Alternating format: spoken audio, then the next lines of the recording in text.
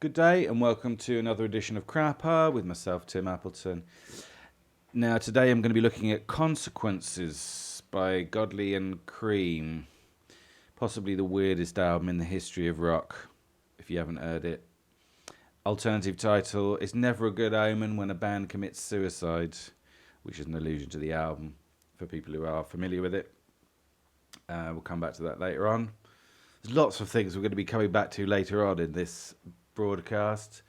This is also the only album with a whole podcast dedicated to it, which gives you an idea of its scope and the level of appreciation that it has.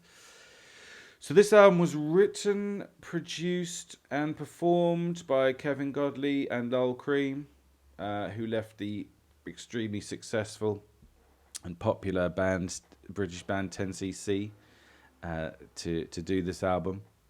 It's also got Mel Collins on sax. King Crimson fans, take note on at least one of the tracks. It was recorded at Strawberry Studios, which was 10cc's own studio in Greater Manchester, and it was released in 1977. Punk's year zero, as they always say. Now, Godley and Creme not only performed, wrote, produced the whole album, they also did the cover, because they were, I think, art college students, both of them, and this speaks to their versatility, I think. Not only in artistic fields, but also in the field of engineering, because they'd invented a device called, colloquially known as the Gizmo, otherwise known as the Gizmotron, I suppose, for reasons of patent, whatever that word is. And essentially, Consequences was started off as a demonstration album for the Gizmotron. I should say perhaps that disc 1 of the 3 is more like a Gizmo demonstration album, and discs 2 and 3 also have a lot of Gizmo on them, but the album sort of moves in a slightly different direction there, and includes a playlet running between the tracks, written by Peter Cook, one of England's greatest all-time comedians. But I think 2 points arise here which need to be dealt with straight away. Given what I've said about the album, the way that it kind of breaks down between discs 1 and discs 2 and 3, why didn't they separate them? Why didn't they just release disc 1 as a Gizmo demonstration album and then, for example, rejoin 10cc? For the following 10cc album, which, as it was called Deceptive Bends. Eric Stewart and Graham Gouldman, the other two members of the other half of 10cc, continued with the album Deceptive Bends. I think the idea of Deceptive Bends, which included Godley and Creme and included a lot of the songs that formed part of discs 2 and 3 of Consequences, is a real tantalising proposition for those of us who are 10cc fans. I think the second point is the Gizmo seemed like a weak premise for leaving 10cc and doing what they eventually did, which was completing Consequences triple album. Because, by this, Gizmo was sort of intended to create a whole other set of sounds out of the electric guitar. What it was basically was that it was a machine that ran wheels across each of the strings, and so you pressed a button over each of the strings at the end of the strings, and it made the sound continuous. So you could play normally with the left hand or right hand if you're left-handed, and get the sound going continuously. So it sounded sort of orchestral, really.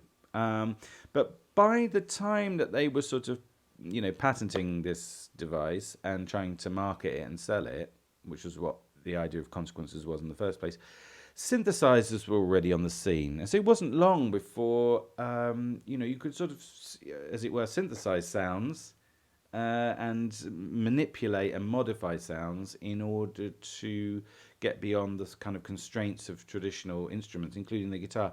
So I don't know why, they felt the need to bail out in the name of this device, whose whose days seem to be numbered. I don't want to be negative about anybody or anything, I don't want to be negative about the Gizmo, but it seemed like it wasn't a good bet, wasn't a good wager. And so there's a sort of mystery about why Godley and Creme left 10cc to do this. Of course, it could have been a pretext, and it seems more and more you research it, the more it seems like it might have been a pretext. Actually, they just had enough of the band, and this was a good way of sort of a good excuse to get out, basically. But I think when you put all of this together, I think any 10cc fan like myself gets a sense of poignancy from the album Consequences, because it's sold as a new departure. But in a sense, it's a farewell. It's a farewell to a product. It's a farewell to a genre, to a band, to a style, to an approach. There's even, at the end of side one, like a burial sequence, which they do with they create with various sort of found sounds, I think, but also using the gizmo itself. And sometimes for me, it's difficult not to think of this as Godley and Creme sort of burying their whole rock career, in part because the albums that they did after this one, this was their first album, I think were nowhere near as good, actually. And that's, just a subjective view, of course, but I don't think any of the albums comes close to this one, because this album does have lots of great moments, as we will explain. I say we, I mean me. And eventually, Godley and Creme actually broke up, and in fact, they went into something completely different. They went into video production because, as I said, their interests are so diverse that they ended up producing videos for people like The Police. Every Breath You Take, I think, is Godley and Creme. Don't Give Up. I was going to say Don't Look Back. That's something else.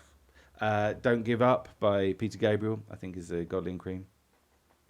And the rather racy Duran Duran video, Girls on Films, Two Tries for Frankie Goes to Hollywood by them. So they were quite important in the like nascent video production in the MTV age, Godley and Creme.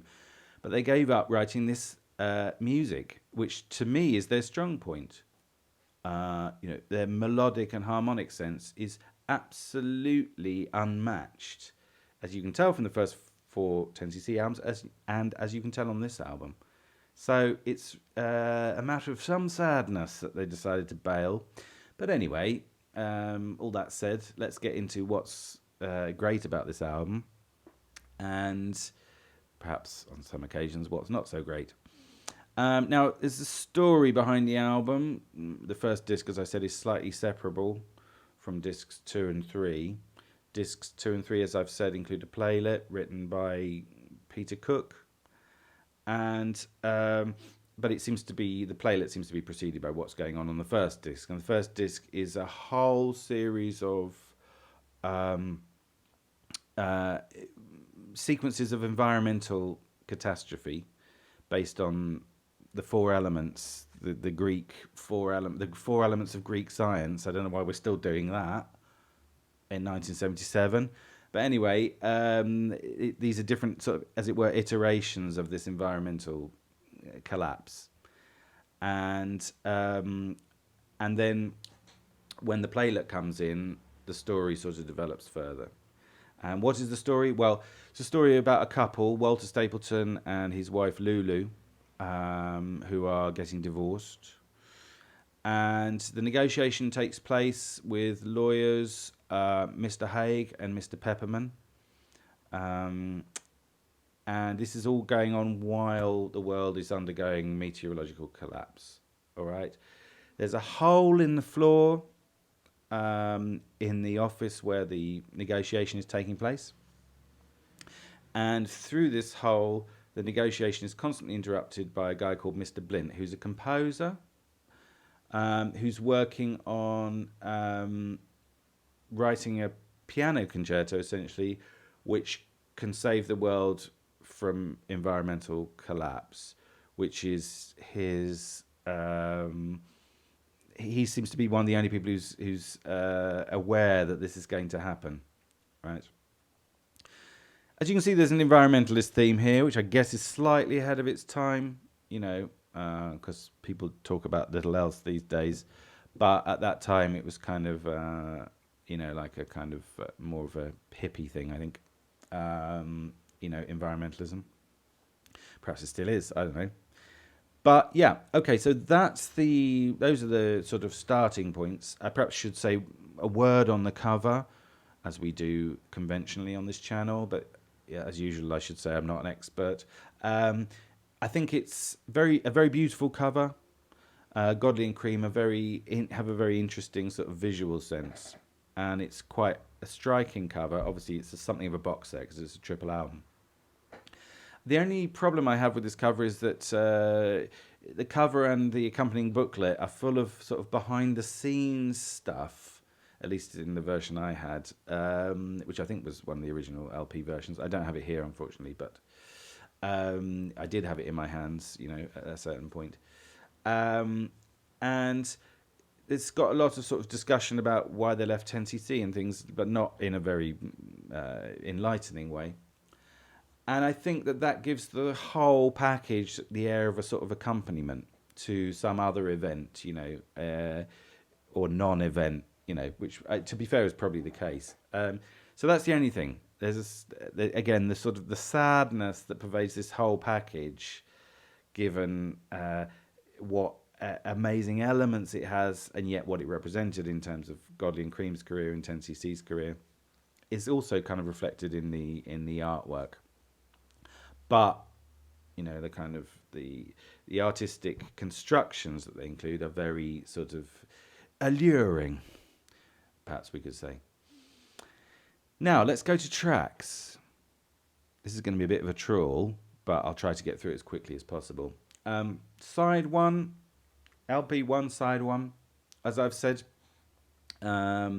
contains the sort of the oral presentation of an environmental catastrophe, based around the 4 elements, as I've said. Greek science again, inexplicably. Also echoes of the Beach Boys here, because remember the Beach Boys were going to do the Elements suite on Smile. 10cc and Godley and Creme in particular are clearly influenced by the Beach Boys. That's been true since the beginning of their career. The sort of Brian Wilson effect is palpable here.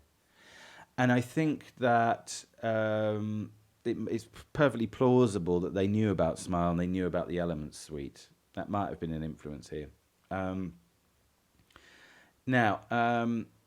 So it begins with track 1, Seascape, which is a calm, sort of ambient track, and builds up into some sort of romantic flourishes on the guitar. Da da da da da da da da da da da. It's too long a line to remember in more detail. It's what you notice straight away is this is a huge production effort, this album. The production is sort of amazing. The soundscape, the seascape is amazing. Whether it's musically interesting or not is another matter. But the production is extremely precise and careful and very impressive. This is a sort of headphones album, if you like. Track 2 is Wind, called Wind. Goes into a slow 4 drum beat. Little funky, little on the funky side. It's got ELO vibes, I find, this track. Electric Light Orchestra. Mainly because the gizmo sounds like strings, right? So automatically it sounds like the ELO string section in one form or another. At a certain point, the track stops and somebody's vocalizing and therefore anthropomorphizing the wind. I am the wind and I'll blow you away. This has got a sort of post I'm not in love vibe. I'm Not in Love by 10cc, of course, thereby showing the importance of that track. You know, they're using a sort of bed of like a vocal bed here, and it's supposed to sound rather transcendent. But of course, this is also humorous in this context. It was quite funny, actually. I mean, humor was obviously an important part of 10cc's music. Might be one of the reasons why some people feel ambivalent towards them. People don't like, does humor belong in music, as Frank Zappa said. Frank Zappa references are also continuous here with Godley and Creme and 10cc. There bears some comparison with Frank Zappa's, sort of atmospheric and experimental music, 10cc and Godley and Creme stuff. Okay, track 3 is Fireworks, which is a sort of short soundscape instrumental. But again, could be played on guitar. I mean, they're doing a lot of stuff on guitar here. They're using the Gizmo in order to create all sorts of sounds. It's very impressive, but it seems like a lot of hard work, to be honest. And so that might be another one of the reasons why it was a slightly redundant technology. Anyway, won't say any more about that. But this leads into track 4, Stampede, which is a rocky riff, kind of repeated ad nauseam, although it's got some interesting inserts. Above all, the disco section. Burn, baby, burn, ooh. And they they kind of like rush in with this disco section because some people are at a disco. And which seems to get interrupted by an animal stampede, right, which is a response to the environmental disaster motif. And it's got a great variation, this bit, Godley and Creme 10cc type variation. I don't hear anything, take a look anyway. So that you get a sudden blast of this sort of Godley and Creme's kind of rocky and melodic gift and harmonic gift, which is absent on large swathes of this album, but unfortunately, occasionally you get a glimpse of it, and it's quite satisfying. Another interesting insert here is the fire section. Fire, fire, where you gonna hide? That comes in at the end, which again reprises 10cc's sort of pastiche Americana style, and more sort of Beach Boys echoes again, I would say. Then the final track on side 1 is the burial scene, which I've already mentioned. This starts atmospheric and then incorporates a gizmoed guitar playing an almost improvised tune, I think. And then we have an aural reproduction of an actual burial scene, apparently recorded from inside the casket, right? There's a long story about how they recorded this, but anyway, whatever. And then it ends with rather romantic, often arpeggiated piano chords, which actually sort of preface side 6 of this whole package, which is all piano, because it's the side 6 is the piano concerto, which is supposed to save the world, right? And then also at the end of side 1, there's a short piano prologue of Honolulu Lulu, which is the central track on side 2. So that's all on that. Let's go to disc 1, side 2. Now we've got, this has got 3 tracks on it. Track 1 is called Sleeping Earth. This is a guitar figure, again repeated almost sort of ad nauseam. But it's supposed to sound dreamy, which is deliberate, because this is supposed to be not a seascape but a sleepscape, as it were. So this is sort of like the musical equivalent of Counting Sheep, I suppose. Although again, it's played for humour, which is quite fun. It's sort of almost like a musical representation of sleep apnea, I always think. Because it's got lots of snoring in it, fitful sleep, fitful snoring. And it also includes some sort of that kind of thing. which this time I don't think was played on the Gizmo, unusually. Although the whole point of this album was to show all of the things that the Gizmo could do, so you're never quite sure where the musique concrète and the Gizmo ends and the Gizmo begins, and vice versa. It's got some guitar lines here reprised from the Fireworks Stampede section on the previous side. And then after trundling along for 7 minutes or so, this track fades out. And then we've got the first big song of the album, the big song production, which, as I mentioned before, is Honolulu Lulu. If you're a 10cc album, I think the album starts here, really. This is an absolutely brilliant experimental pop track. It could have been a 10cc classic, I think, this number. Slightly racist, but, that was before racism was bad, as they say in The Office. It was a different time, slightly racist towards, Pacific Islanders, I would say. But anyway, it's not sort of done with sort of, it's not done with bad intention, but it's a slight caricature, I would say. Another thing we should mention here is the influence of show tunes. South Pacific is clearly an influence here. So this gives you a little glimpse into what I mentioned, what I described before as Godley and Creme's harmonic and melodic genius, right?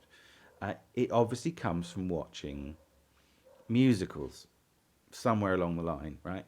Because the harmonic compositions are so expansive and unusual and interesting that they can only have been influenced by certain kind of classical composition or classical type composition, and including like the composition of musicals, classic Hollywood musicals like South Pacific, but also West Side Story. In fact, the tune of this track, Honolulu Lulu, comes from West Side Story, because it comes from the track Maria, Maria, that sort of interval, tritone interval at the beginning.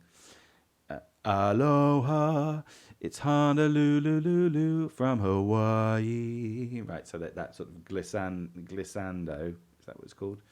Into the second note on each occasion echoes West Side Story. You forget that sort of 10cc's love for Americana didn't just begin and end with like early pop music. It also extends to the post-war musical genre of musicals.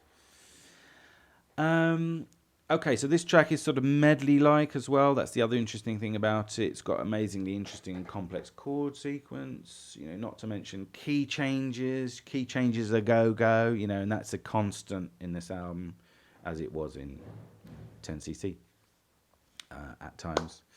So all in all, this track is a musical triumph. And this is where the album starts to get really interesting from my perspective. Then it's followed up, disc 1, side 2, track 3, by a track called The Flood. The pop ends here for the moment. The pop music ends here for the moment. The song dimension ends here for the moment. But The Flood is a really great track. Again, it's a 7-8 minute track, and it's one of those tracks that just builds up, right? It basically starts with the sound of a dripping tap, and then that becomes the sound of someone apparently swimming in water or in open sea. And the band comes in at a certain point, so they start building up the music, and then it sort of ends on a sort of classic 10cc style rock riff, which possibly they could have stretched out a little bit more. But anyway, it's the whole kind of flow of the track is tremendously exciting, right? And it's a great ending to the first disc. It also ends with a bit of musique concrète, the sound of an actual flood, which follows on from a quote from Woodstock, like the Woodstock LP, I suppose. If we think real hard, maybe we can stop this rain. That's a quote, I think, from Country Joe and the Fish. And then, of course, the flood crashes in. So they're kind of making fun of hippies here, I think, which is a very 1977 thing to do in Britain. And then the final set of sounds is everything being trapped underwater. So it's a sound from the point of view of, I suppose, inside somebody's head who's trapped underwater. But you get a sort of Noah's flood type vibe here. So this is an Old Testament end to side 2, to the end to the first disc, right? You know, the Old Testament set to music by 10cc, if you can imagine that. You know, 10cc does the Old Testament. All right, good. Now let's move on to disc 2, side 1. As I say, we're into a slightly different area here. Disc 1 was predominantly instrumental, you know, with occasional flashes of words, and one bona fide pop song, classic pop song. But here, as I say, sides 3, 4, and 5 are the playlet interspersed with musical sequences and songs. And then, as I said before, side 6 is the piano, the sort of piano concerto, right?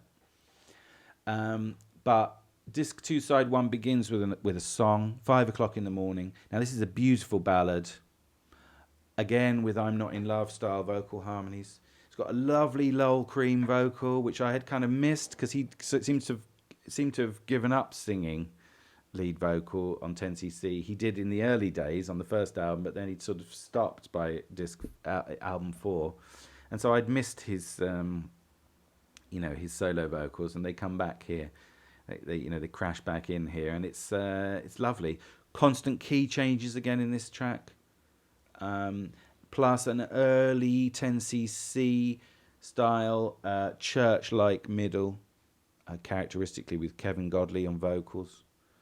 I mean, again, the key changes are so experimental here. I don't know where they get that from, but it seems to have been something to do with their musical influences, as I said, including like musicals. But it's just so original and interesting. They're so brilliant at writing songs, Godley and Creme. And as I say, it's a shame that they sort of gave up that amazing platform that they had to do that in 10cc. But anyway, I won't keep labouring that point if I can avoid it. Now, after this track, Peter Cook, the great Peter Cook, comes in. It does something like a sort of BBC radio play, you know. I don't know. I feel like this is the equivalent of perhaps getting David Bowie to narrate Peter and the Wolf, but perhaps the other way around. It's got some good lines, this play. I'm going to talk for a second here about the play itself because I won't go too much into it as it goes on. It's got a lot of references to Judaism for some reason. Some of them slightly offensive. I don't know whether you'd get away with some of this today, but Godley and Creme were Jewish, so if they didn't see a problem with it, I guess it was okay. It was before racism was bad, etc. What else? Every time the hole in the floor is mentioned in the play between Blint's rehearsal room and the law office. There's a leitmotif, to put it in Wagnerian terms. You get a blast of vocal harmony, like a minor chord. Why? Who knows?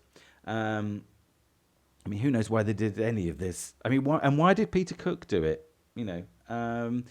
One of the characters he plays, because he plays all the characters except the female characters, is drunk, and he plays that quite well. But sometimes I wonder whether he was actually drunk during part of this whole process. But anyway, that's another story. Peter Cook's personal life is another story that we won't go into here. Track 2 comes in when things go wrong. This is more up-tempo, sort of funky, slow 4. And as I mentioned, got Mel Collins on sax, this number. Here you've got some complex compound chords, which are very interesting. The harmony is sort of almost just hinted at here. It's not completely drawn out, which is obviously intentional on their part. The vocals are very rhythmic. And the rhythm and the harmony here almost seem to be carried by the multi-tracked vocals. And they seem to have built the rest of the track around that, which is quite an interesting and original thing to do. The first two tracks that I've mentioned actually sort of seem to be to do with like everyday life, living, like getting up early in the morning, going to work, and some of the stress of that. So I think these first two tracks are probably supposed to represent ordinary people in the run-up to an unsuspected environmental collapse. You know, a sort of post-apocalyptic scenario.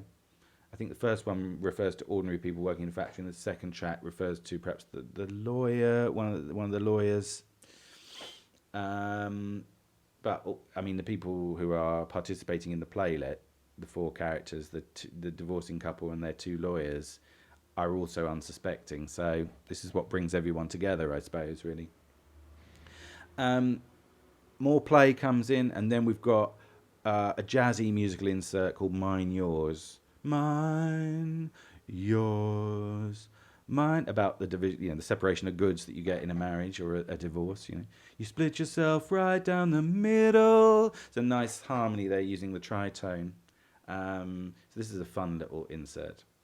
You get some more play. The play is all about the divorce proceedings, of course.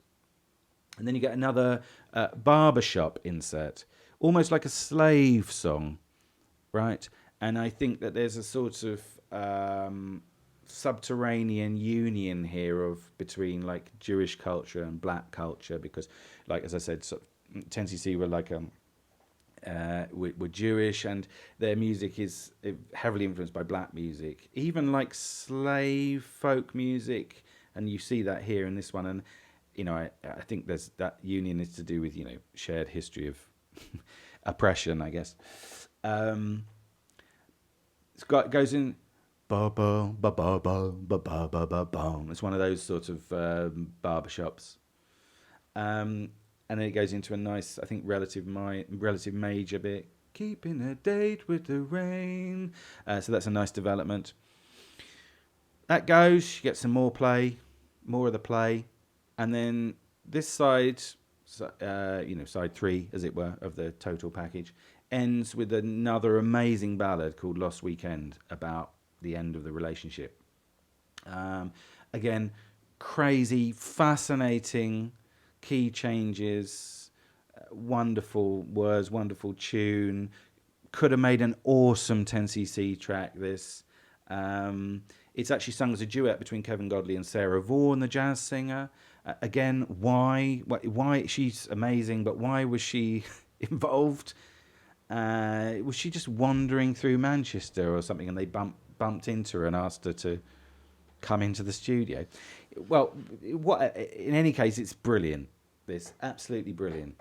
Now, side 4 begins with some more sort of chatter, interspersed at one point brilliantly with Godley and Creme doing an impression of Ladbrokes, a gambling company, which is on the phone to one of the lawyers is phoning up. Ladbrokes, good morning. Gambling is our game. It's such fun, all of this. So arch as well, but I think that, again, this is the style that they're going for. They really know what they're doing. That's what I think musically. This group. Eventually, we get another ballad coming in, another song, another ballad, which is a love song to the lawyer's wife who died in the Blitz, apparently, right? And this is a ballad which is unique for having, the classic English comedian Peter Cook rapping on it. At one point, he even does a chicken impression. It's just so weird, the whole thing, but quite fun, because this is a good song, in my opinion. great tune, great arrangement. Again, lateral key changes. Could have been another 10cc song. Again, show tune influence quite clear here. But this time more so perhaps English shows than American ones. It almost sounds music hall, this one. I think that's really to do with the Blitz reference, the London Blitz reference. Then we get a bit more play. And then there's a fun musical sequence called Office Chase, right? Which starts sort of funky and cartoonish and then goes into like full-on rock. This is all quite surreal.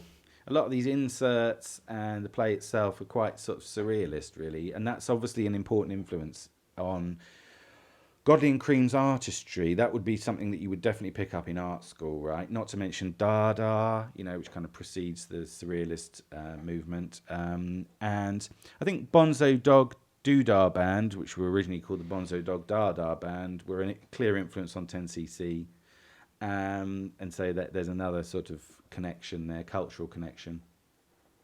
And the whole part of the surrealism is that this whole musical sequence is accompanied by the sound of a woman screaming, I think, as she's being pursued through the office. I'm not quite sure by whom, but anyway, I get a bit lost in some of this parts of this play. But you get some sort of satirical office chatter here, again, slightly surreal. So I see your niece is on fire again, Mrs. Farthing. Which I think is supposed to be a critique of one of the office staff. But I don't know. It's just but it's just all quite funny, I think.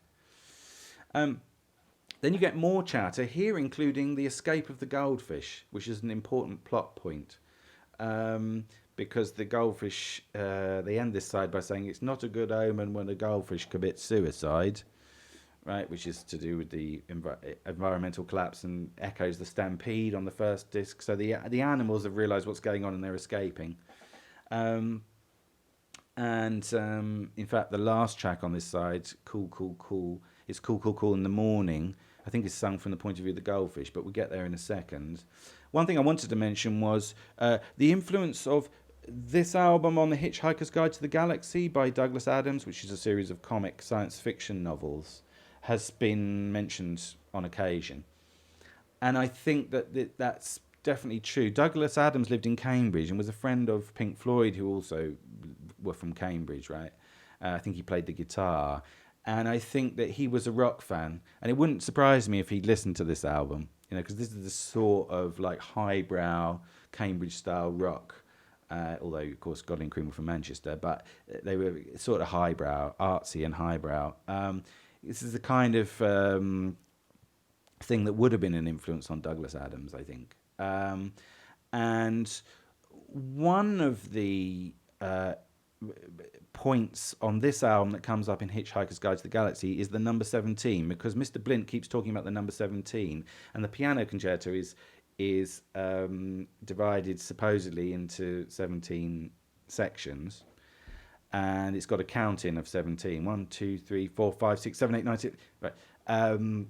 And so there's a sort of numerological dimension here from the perspective of Mr. Blint, the composer. And he seems to think the 17 is the key, the number 17 is the key to saving the world, right? And this is echoed in Hitchhikers with the computer that they build to work out what the meaning of life, the universe, and everything is. And they work at the computer after millions of years waiting for the result. It turns out the answer is 42. And then they realize, of course, that they need to build another computer even bigger, which can take even longer to work out what the question is, right? Which is a great philosophical joke. But the suggestion is that he might have been influenced by this idea of like, oh, the answer to everything is the number 17. The second thing is the escaping goldfish, of course, because when the goldfish escapes, because the writing's on the wall, as do all the other animals. And this also comes up in Hitchhikers, because I think the fourth book in Hitchhikers is called So Long and Thanks for All the Fish, which I think was also referenced in the original novel, Hitchhiker's Guide to the Galaxy. And the idea is that like the fish are cleverer, the dolphins are cleverer than humans. So when they realise that the Earth is about to be destroyed to make way for a hyperspace bypass, they all ship out. And their final message to the humans is "so long and thanks for all the fish." Right. So that could have been influenced by this escaping goldfish here. But anyway. Okay, so the final track on side